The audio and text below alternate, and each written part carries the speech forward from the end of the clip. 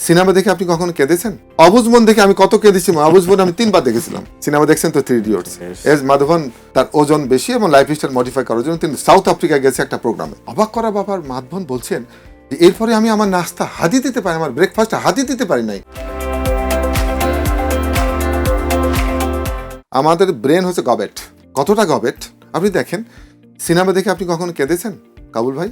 এরকম হয়তো অনেক সময়। অবুঝ মন দেখে আমি কত কেঁদেছি, অবুঝ মন আমি 3 বার দেখেছিলাম এবং নায়িকার দুঃখে ঘটনা সিকোয়েন্সে অনেক কেঁদেছি আমি।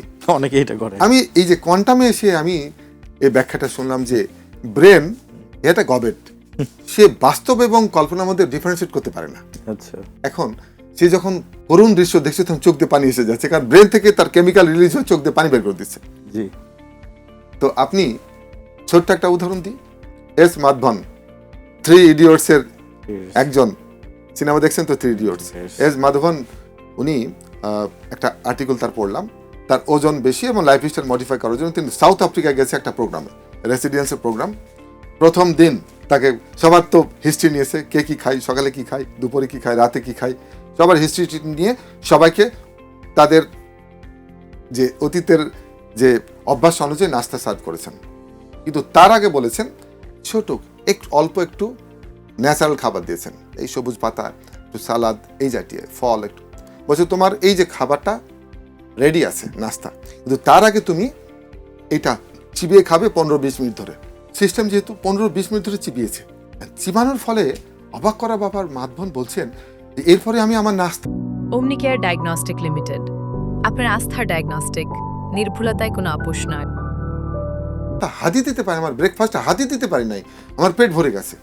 কেন? ব্রেন হচ্ছে গবেট। আপনি খেয়াল করবেন মোটা কে হয় যে খুব দ্রুত খায়, সে চিবায়ও না ভালো করে।